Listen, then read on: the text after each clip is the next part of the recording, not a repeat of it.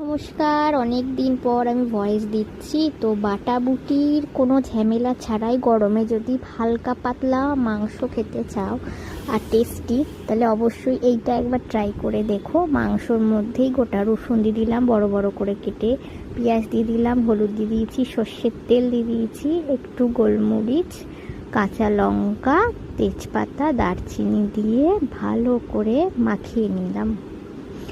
আর tomato কুচি দিয়ে দিলাম বড় বড়, দিয়ে ঢেকে রেখে দিলাম। বাস রেখে দাও, দিয়ে তোমরা অন্য কাজ করো। তারপরে কড়াই তেল দিয়ে আলু যেমন খাবে খেয়ে একটু হাই ফ্লেমে একটু ভেজে নাও, তুলে রেখে দাও। ম্যারিনেট করা মাংস দিয়ে দাও, একটু কাশ্মীরি মির্চ দিতেও পারো, নাও দিতে পারো। আলু দিয়ে এটাকে হাই ফ্লেমে ভাজবে। শুধু এই পুরো জিনিসটাকে মাংস সমেত আলু সমেত হাই ফ্লেমে ভাজতে থাকবে। ভাজতে ভাজতে তারপরে যখন বুঝে যাবে ভাজা হয়ে গেছে, একটা স্মেল ছেড়ে দেবে, তোমাদের ইচ্ছা মতো জল দাও। জল দিয়ে ঢেকে তোমরা তোমাদের আবার কাজ করতে শুরু করে দাও। কাজ করার মাঝখানে এসে দেখবে এরকম ফুটে গেছে।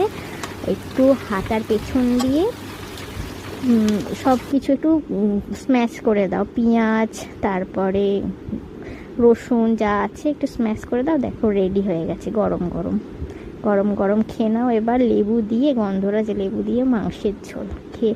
আর রান্না করে অবশ্যই জানিও টেস্টি হয়েছে কিনা। খুব টেস্টি হয়েছে, আমার বাড়ির লোক খুব ভালোবাসে এটা খেতে। টাটা।